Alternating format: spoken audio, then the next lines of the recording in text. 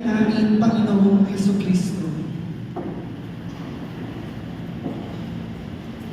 Sa mapagpala at mapayapang araw sa inyo lahat mga kapatid, tulad ng aking nabanggit sa simula ng ating misa, ay tayo nagpapasalamat sa Diyos. Ang pagpapasalamat ay ugali ng mga taong nag-iisip.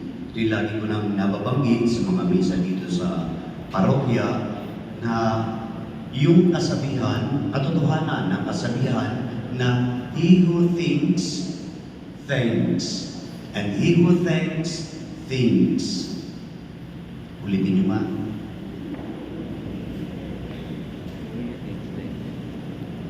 Bakit parang mga teacher lang ang uulit? Ulitin natin. He who thinks, thanks. And he who thanks, thinks.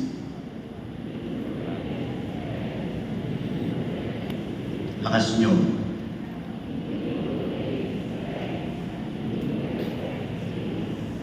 Kahit magkabaliktad yung things and thanks, pareho din yan. He who thanks, thinks, and he who thinks, thanks. Isang katotohanan na marami tayong bagay na dapat ipagpasalamat. Ngayon nagpapasalamat tayo sa Diyos, pero sa pang-araw-araw nating buhay, huwag nating kalilimutan na magpasalamat sa Diyos dahil una, may mga tao na nagmamalasakit sa inyo. Kayo mga estudyante, akala ninyo kung minsan, aping-api kayo sa bahay. Pag kayo napapagalitan ng magulang, ang iniisip ninyo, hindi kayo mahal. Tandaan ninyo, hindi lahat ng iniisip mo tama. At hindi lahat ng nararamdaman mo ay tama. May mga bagay, when we are emotionally unbalanced, we think of negative things. Sabi nga, ang utak daw natin ay merong parang natural na tendency to magnify negative things. Kaya kung minsan pag ikay napapagalitan, anong iniisip mo? Hindi ka mahal. Tandaan mo, hindi lahat ng iniisip mo when it comes to emotion ay totoo. Mahal ka ng magulang mo by the mere fact that you are studying and they are providing for you. Ibig sabihin nun, mahal ka ng magulang mo. Sabihin mo sa katabi mo, mahal ka ng parents mo. Kaya lang kung minsan, when you are emotionally down, when you are sad, you think otherwise. Akala mo hindi ka mahal. Bakit? Kasi nagiging emotional ka ngayon. SciTech, tama ba? SciTech is known here in Santa Rosa na ang mga estudyante matatalino. Kilala yan. Pag sinabing sa SciTech nag-aaral, matalino yan. Sabi mo sa katabi mo, matalino pa. Now, the problem with people who are intelligent, sometimes, tandaan nyo ito, kung ito ang intelligence, ito ang emotion. When you are too intelligent, ang laki ng porsyento, lumiliit yung emosyon. Kaya kung minsan, sa sobrang katalinuhan ng isang tao, nagsasabi siya ng totoo, tamang bagay, pero nakakasakit na siya ng damdamin. Wala na yung emosyon. Kapag naman puro emosyon, nawawala yung intelligence. Kaya kung minsan, hindi ka na nakapag-iisip ng tama dahil sobra ang emosyon. Dapat, tandaan nyo ito, as you grow older, and even with the olds na naririto, always maintain the balance. Balance. Intelligence, emotion, dapat balance. When we deal with people, you should always be a balanced person. Sabi mo sa katabi mo, be a balanced person.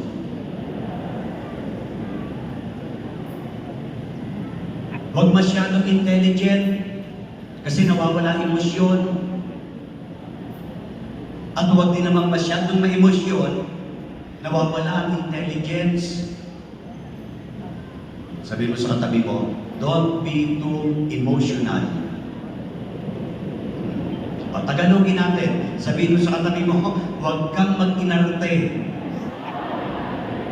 Kasi kung when you are too emotional, nag-iinarte ka na, hindi mo na makita yung logic ng mga bagay-bagay because you are too emotional. Kaya nga sabi, di ba? Yung daw mga taong matatalino, tanga sa pag-ibig. Totoo ba yun? Ha? Totoo ba yun? Kaya kung minsan, nagmamadali para pag wala nang manliligaw pa sa kanila, kaya kahit pangit, pinapatulan na rin. Sabi mo sa katabi mo, huwag kang magmadali.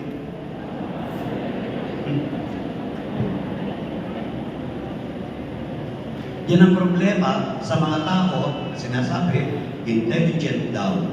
Now, one of the gifts that God has given to us is the ability to think. The deeper you think, the more blessed you are. Kaya nga, naririto kayo ngayon, nagpapasalamat sa Diyos dahil may mga bagay na naabot kayo sa buhay. Mag-graduate kayo, mag-moving up. Ibig sabihin, umaangat kayo sa buhay. At bakit kayo pinupush na mag-aral na mabuti?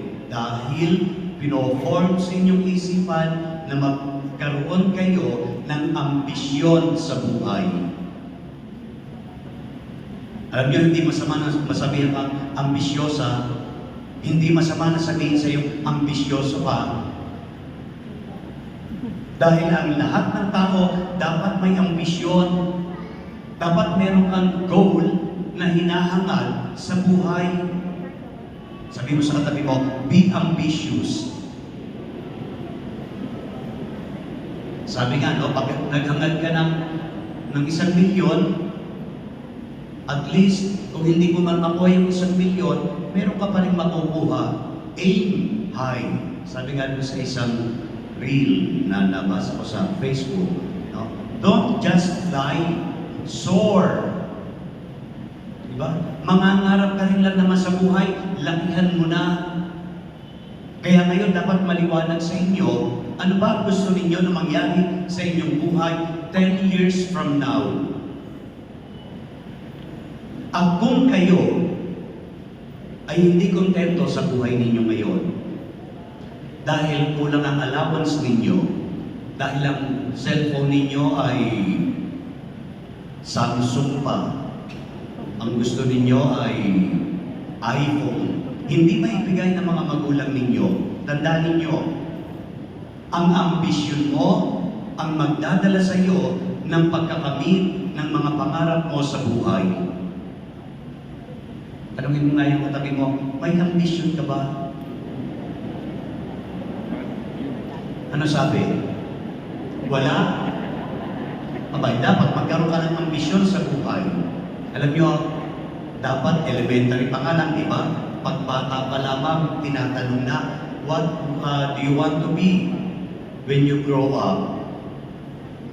Laging tinatanong yan. At habang kayo ay nag-aaral, dapat nakikita na ninyo kung ano ang kahihinatnan ninyo sa buhay. Ako sa totoo lang, naisip ko na magpare nung ako'y grade 4. Sayang nga lang, hindi ko naitabi yung notebook. Kasi doon sa notebook, kung ito ang notebook, yung mga huling pages, lagi kong nilalagyan, gusto ko maging pari. Gusto ko maging pari. At naging pari nga ako.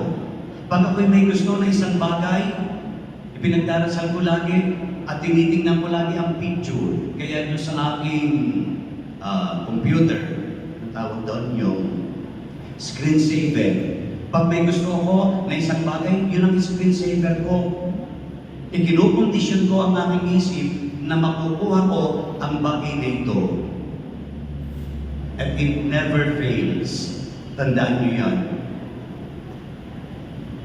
Taasan ninyo ang inyong ambisyon sa buhay. Sabihin ninyo, repeat after me. Ambition without knowledge is like a boat on a dry land. Ulitin nyo nga.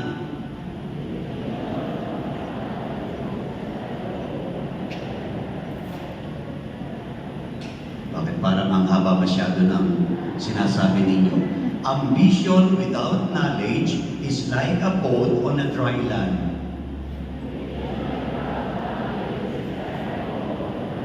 Ang ibig sabihin lang nun, kung meron kang, if you want to see the other side of the shore, you have to sail. Kung may ambition ka at hindi ka naman nag-aaral na mabuti, sayang yung ambition mo. Kaya ngayon, sinasabi sa inyo, mag-aral kayong mabuti. Sabi mo sa katabi mo, mag-aral kang mabuti. Sabi mo sa katabi mo, huwag kang kopya ng kopya sa akin.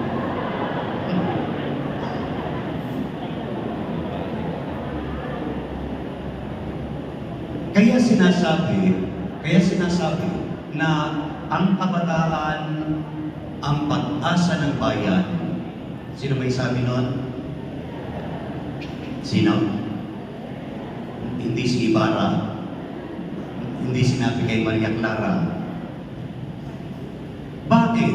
Kasi yung mga na-achieve ng matatanda, doon magsisimula yung kabataan. Katulad halimbawa ng telepono, yung mga sinimulan ng mga inventor na hanggang ngayon pinagtatalunan pa, si Nikola Tesla ba o si Alexander Graham Bell ang naka-invento ng pinagtatalunan.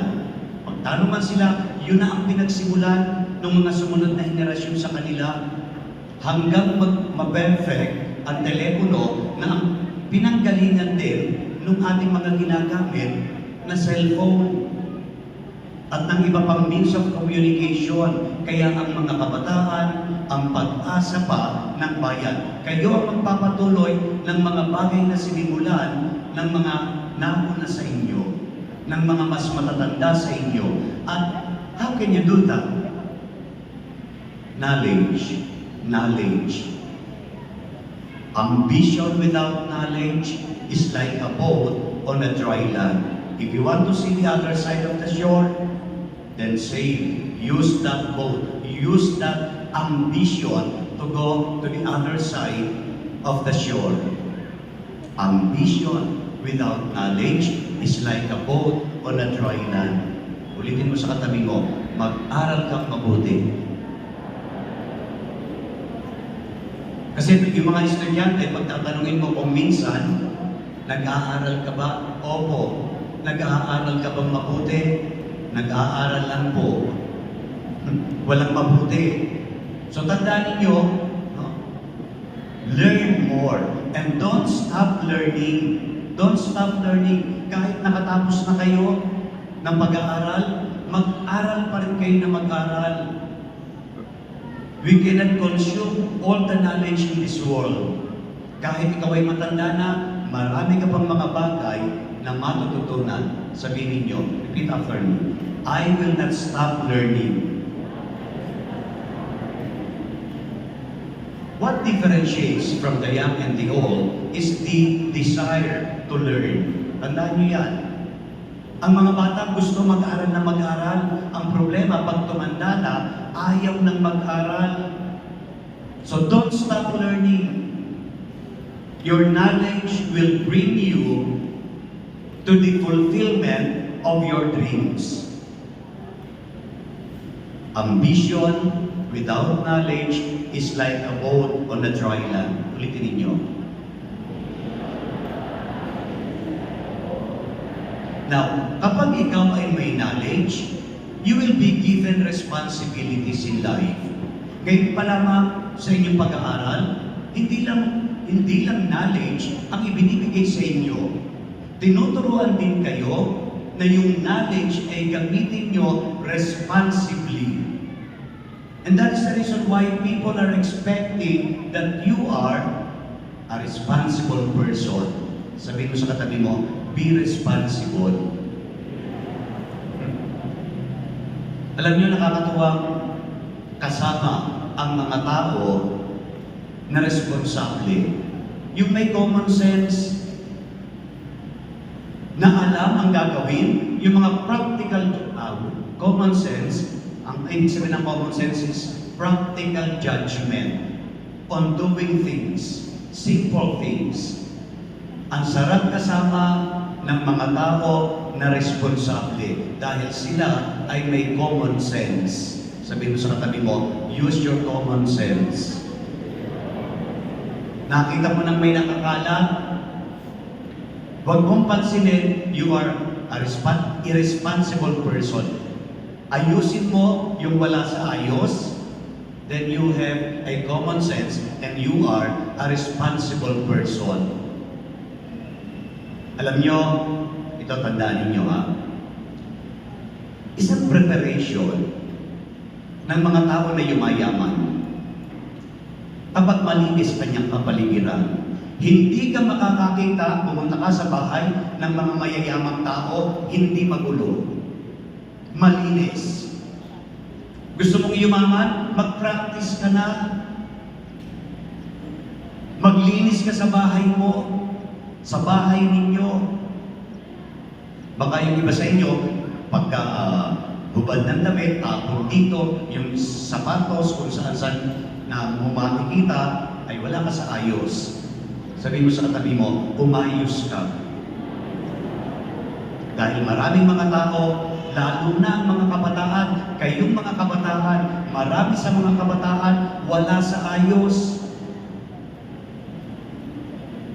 Sabihin ninyo, ilakasan ninyo, I will be a responsible person. Tandaan niyo yan, be a responsible person. May knowledge ka, at yung knowledge na yun ay gagamitin mo responsibly. Ito yung kakayanan mo, yung knowledge. Napanood nyo naman siguro yung Spider-Man. Doon sa unang Spider-Man, binanggit na yung with great powers come great responsibilities. Ulitin nyo nga.